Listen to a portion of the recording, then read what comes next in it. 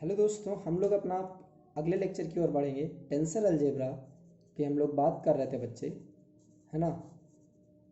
और ये है अपना छोटा सा प्यारा सा लेक्चर 5।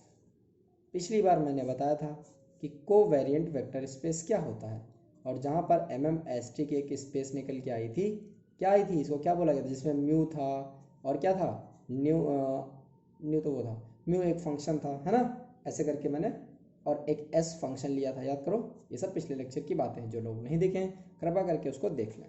ठीक, तो इसको हमने क्या बोला था बच्चे कि ये कोवेरिएंट वेक्टर स्पेस है। तो अब हम बच्चे बात करेंगे इसी का law of transformation. Law of transformation of covariant vector. ठीक है बच्चे, तो हम यहाँ पर क्या देखेंगे, law of transformation of covariant vector. तो आ जाओ चालू करते हैं।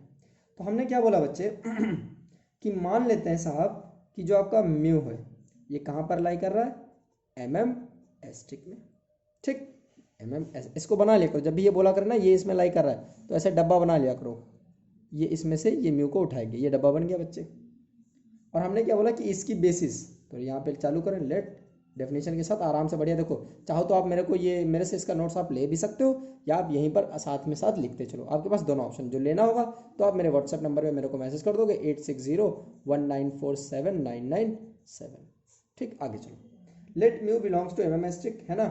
एंड इफ ई आई क्या है बच्चे, इसकी बेसिस है, इज बेसिस फॉर, ये बेसिस क्या होता है ये मैं वेक्टर अलजेब्रा चालू करूंगा तो उसमें पढ़ लेना साहब, बेसिस वेक्टर स्पेस सब क्या, तो वहां बहुत आराम से पढ़ाऊंगा।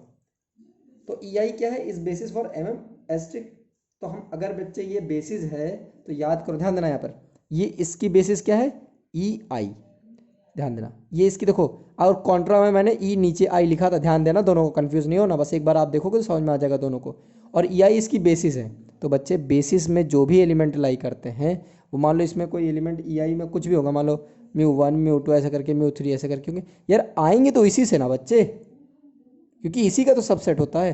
तो जो इसमें लाई करेगा, ध्यान देना, जो इसका कोई भी एलिमेंट होगा, कोई भी होगा, मान लो म्यू है, तो म्यू कैसे लिखा जाएगा, इनके लीनियर कॉम्बिनेशन में। समझ रहे हो, C1 एक कोई नंबर होगा जो फील्ड से आया होगा, C1 mu 1 plus C2 mu 2, linear combination होता है ना यार, तभी तो ये बेसिस कहलाती है। बेसिस की दो प्रॉपर्टी होती है कि ये क्या होना चाहिए, एलाई सेट होना चाहिए, लीनियरली इंडिपेंडेंट, और ये इसको स्पैन करना चाहिए। तो ये इसको स्पैन करेगा, क्या मतलब है, कृपा करके वेक्टर अलजेब्रा में इसको देखेंगे। ठीक, आप देखिए यहाँ पर वेक्टर स्पेस में, सॉरी देखिएगा। तो हमने क्या बोला कि इफ इतना इस बेसिस, तो अभी बस ये दिमाग में रखो कि अगर ये बेसिस है तो इनके एलिमेंट को इनके लीनियर कॉम्बिनेशन में लिख सकते हैं, मतलब इनके कॉम्बिनेशन बनाओगे तो ये तुमको मिलेगा, ये समझो बस। ठीक, तो हम एमएमएसटी के लिए क्या लिख सकते हैं, देन वी कैन राइट। ध्यान देना बच्चे कि यहां से कोई एलिमेंट उठाओ, सर मैं म्यू ले लेता हूं, तो म्यू ले ली, अब याद रखना। ठीक इसको कैसे लिख सकते हैं सर, इसको आई ये और ये। अब आधे सोचे सर ये क्या लिख दिए, ये बच्चे क्या है बताओ। मैंने पहले दिन बताया था, अगर ये लिखा है कहीं दो रिपीट हो रहे हैं तो इसका मतलब ये सम है, म्यू 1 ई 1 प्लस म्यू 2 ई 2 प्लस ऐसे कर करके जितने भी इसमें एलिमेंट होंगे। और ये है क्या, लीनियर कॉम्बिनेशन ही तो, देखो इनका कॉम्बिनेशन ही तो दे रखा है ये, तो वैसे ये कंबाइन करके दिया हुआ है। ठीक, तो ये इसका कॉम्बिनेशन दे रखा है। अच्छा, तो ये अपना पहला हो गया। ठीक, आगे देखो, और क्या हम एक दूसरी बेसिस मान लें, एक तो बेसिस ये हो गई। अच्छा, if E I dash be another basis, B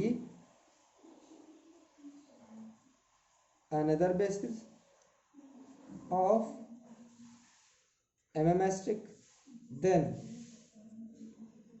we can write. तो फिर कैसे लिख सकते हैं, तो अब जो ई आई डैश के एलिमेंट होंगे उनके लीनियर कॉम्बिनेशन में लिख सकते हैं।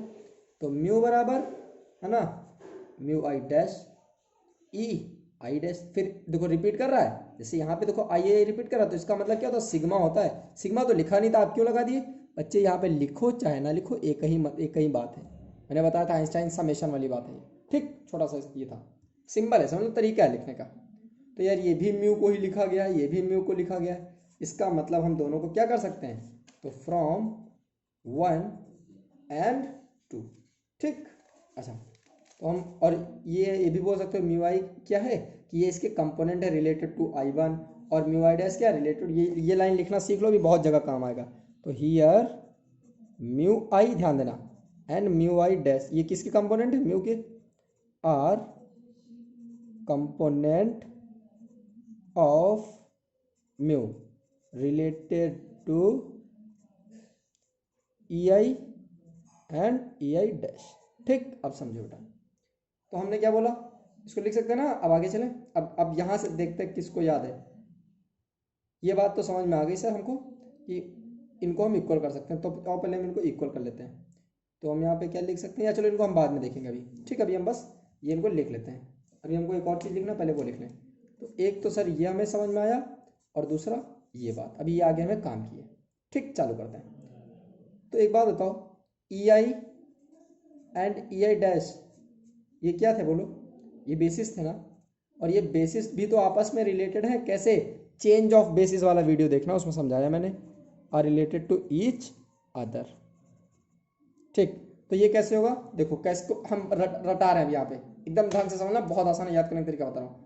ई आई और E I dash are related to each other. कैसे रिलेटेड है, देखो अगर मैं ई आई बराबर लिख रहा हूँ तो आई ऊपर है ना, तो पी आई ऊपर लिखेंगे, और आई डैश यहाँ पे आई ऊपर था तो यहाँ पे आई डैश, अब बचा क्या, आई डैश बचा, और ये ई आई डैश। सर अब ध्यान रखना, यहाँ पे आई डैश लिखे हो, यहाँ पर तो आई डैश था नहीं, तो ये आई डैश याद रखो, कट जाएगा, कटेगा नहीं, बस वो याद करने का तरीका है कि ये आई ऊपर है तो यहाँ पर आई ऊपर होगा, बचेगा क्या, आई डैश, तो नीचे आई डैश लगा दी, अब दूसरा आ गया। तो ये रिलेशन मिल गई, बस आप चालू करते हैं। चलो अब दोनों में कि इनको भी इक्वल लिखेंगे, क्यों, क्योंकि ये, आ जाओ देखते हैं। तो ये वाली इक्वेशन हम मान लें बच्चे 3। ठीक, और ये क्या था, ये n क्रॉस n मैट्रिक्स थे, सब देख चुके हैं हम लोग। ठीक, अब ध्यान दे बच्चे, तो हमने क्या बोला कि सर आप पहले म्यू वाला जो टर्म है उनको इक्वल कर लीजिए। तो म्यू आई ई आई बराबर mu I dash E I dash. एक और बात बच्चे, एक बात बताओ मेरे को कि चलो इसको जैसे चाहो वैसे लिख लो, म्यू आई डैश और ई आई डैश बराबर म्यू आई ई आई। और अभी एक बात बताओ बच्चे, हम यहाँ पर कुछ लिखने जा रहे हैं, देखता हूँ किसको याद है।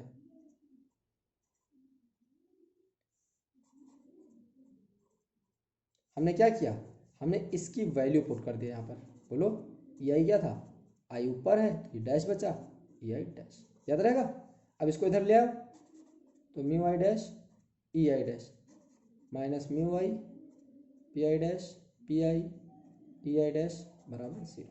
तो कॉमन ले लें ये और ये, तो mu I dash minus mu I P I और आई डैश।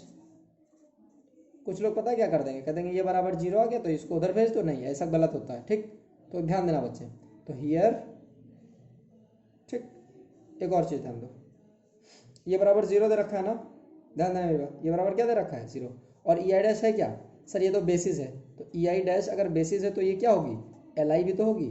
एल आई का मतलब क्या होता है, अब सुनो यार ये भी बता देते हैं एल आई का मतलब क्या है।